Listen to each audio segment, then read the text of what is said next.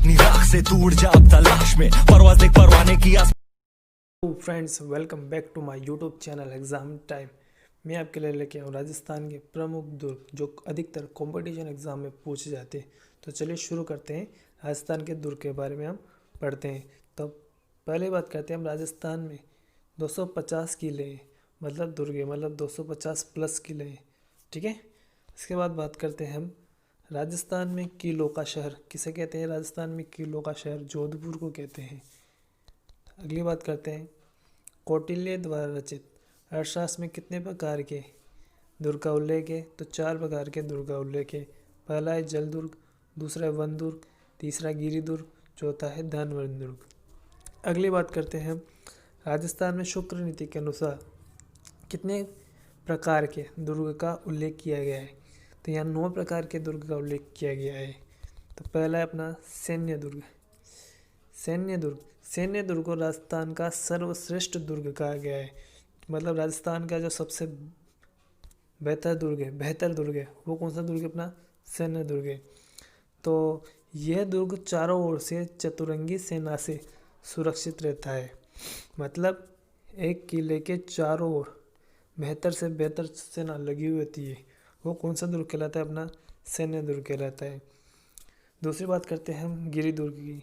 राजस्थान में सर्वाधिक गिरी दुर्ग है। गिरी दुर्ग क्या होते हैं। ऐसे दुर्ग जो पहाड़ियों पर बने होते हैं वो गिरी दुर्ग कहलाते हैं। मतलब जो दुर्ग राजस्थान के अंदर पहाड़ पे बने हुए होते हैं, ठीक है, उसे कौन सा दुर्ग कहेंगे। हम गिरी दुर्ग कहेंगे। और सबसे ज़्यादा दुर्ग हमारे राजस्थान में पहाड़ों पर ही बनाए गए हैं। अगली बात करते हैं धनवन दुर्ग की। ऐसा दुर्ग जिसके चारों ओर मरुस्थल हो वो कौन सा दुर्ग कहलाता है। धनवन दुर्ग कहलाता है। एग्जाम्पल के तौर पे हम लिख सकते हैं सोनारगढ़ का किला जैसलमेर। चौथा है जल दुर्ग ओदक दुर्ग। ऐसा दुर्ग जिसके चारों ओर पानी हो वो कौन सा दुर्ग कहलाता है। गागरोन दुर्ग। एग्जाम्पल के तौर पे बता दिया गागरोन दुर्ग। ठीक है। अगली बात करते हैं हम हमारे पारीख दुर्ग की। तो पारीख दुर्ग क्या होता है। ऐसा दुर्ग जिसके चारों ओर गहरी गहरी खायां हो। मतलब एक किला है जिसके चारों तरफ एक गहरी गहरी खायां होती है वो कौन सा दुर्ग कहलाता है। अपने पारीख दुर्ग कहलाता है। अगली बात करते हैं हम पारिद दुर्ग की।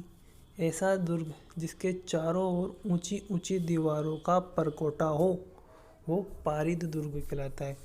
मतलब एक दुर्ग बना हुआ है, उसके चारों ऊंची ऊंची दीवारें बनी हुई होती है, उसके चारों ओर ऊंची ऊंची दीवारें बनी होती है, वो कौन सा दुर्ग कहलाता है। अपने पारिद दुर्ग कहलाता है। अगली बात करते हैं वन दुर्ग की। ऐसा दुर्ग जो चारों घरे वनों से घिरा हो वो वन दुर्ग कहलाता है। मतलब एक दुर्ग है उसके चारों ओर जंगल ही जंगल हो वो कौन सा दुर्ग कहलाएगा। अपने वन दुर्ग कहलाएगा। अगली बात करते हैं एरण दुर्ग की। ऐसा दुर्ग जो पहाड़ी पर बना हो तथा जिसके चारों ओर गहरे वन हो वो एरण दुर्ग कहलाता है। एरण दुर्ग कैसे समझ सकते हैं। गिरी दुर्ग प्लस वन दुर्ग। मतलब ऐसा दुर्ग जो गिरी दुर्ग और वन दुर्ग की खूबियाँ रखता हो वो दोनों मिला के क्या कहलाता है। एरण दुर्ग कहलाता है।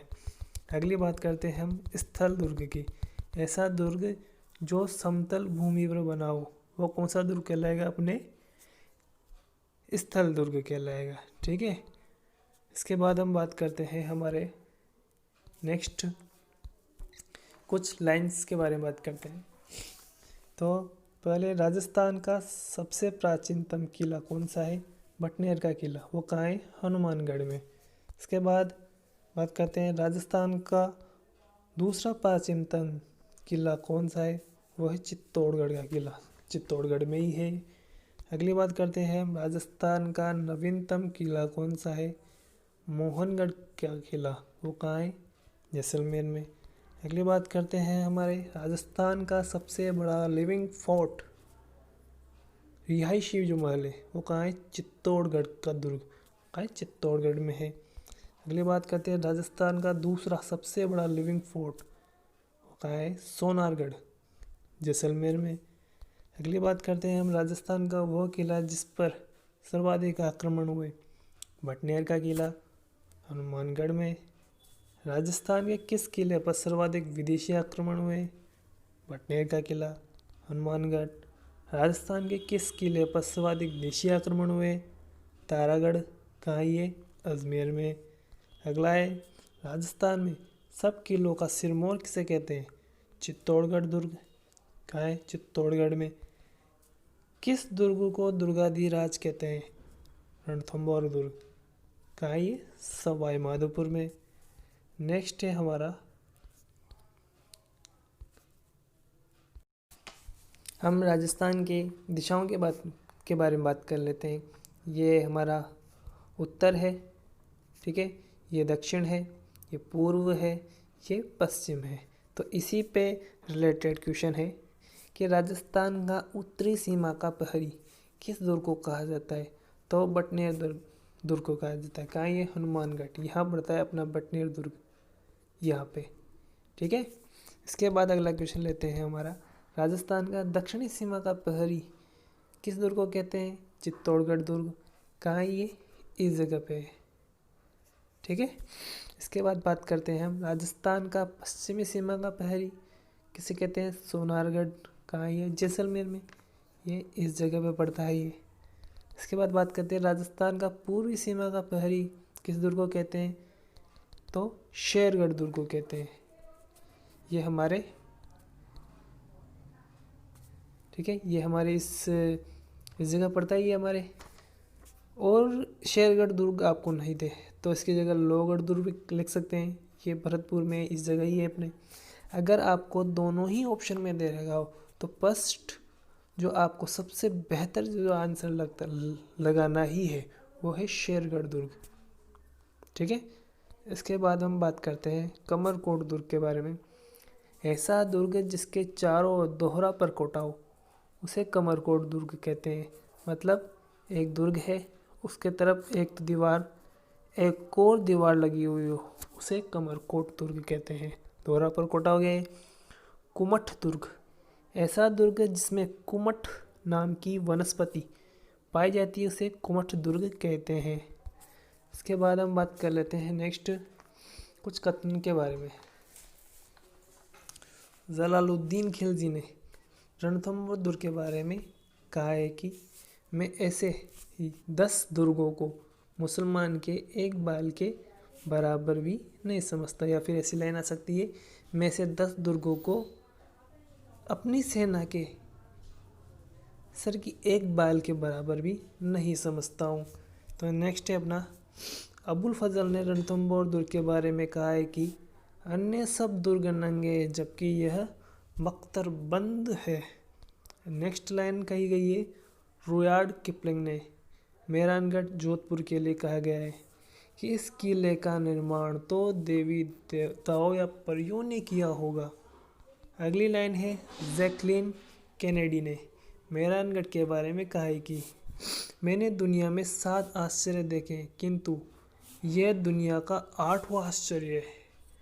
नेक्स्ट कही गई है अबुल फजल ने कटारगढ़ जो कहा है कोमलगढ़ राजसमंद के बारे में कहा है कि मैं जब इसे नीचे से ऊपर की ओर देखता हूँ तो मेरे सिर की पकड़ी नीचे गिर जाती है। किसके बारे में कहा गया है? ये कटारगढ़ दुर्ग के बारे में कहा गया है। अगली लाइन है ये दूर से देखने पर ऐसा लगता है मानो रेत के विशाल समुद्र में कोई जहाज लंगर डाले खड़ा हो। वो कौन सा किला है? सोनारगढ़ का किला। कहाँ है ये? जैसलमेर में। अगली बात करते हैं रुयार्ड किपलिंग ने बूंदी का किला तारागढ़ के बारे में कहा है ये दुर्ग मानव ने नहीं बल्कि प्रेतों द्वारा बनाया लगता है। नेक्स्ट हम बात करते हैं ऐसा दुर्ग जिस पर दागे गए तोप के गोले महलों को क्षति पहुँचाए बिना ऊपर से निकल जाते हैं। तो कौन सा किला है? नागौर का किला। नेक्स्ट है कर्नल जेम्स टोड ने कोटा किले के बारे में कहा है कि आगरा के किले को छोड़कर किसी भी किले का परकोटा इतना बड़ा नहीं है जितना कोटागढ़ का है। नेक्स्ट है हमारे अबुल फजल ने जैसलमेर किले के बारे में कहा है कि ऐसा दुर्ग जहाँ पहुँचने के लिए पत्थर की टांगे चाहिए, वो है हमारा जैसलमेर का किला।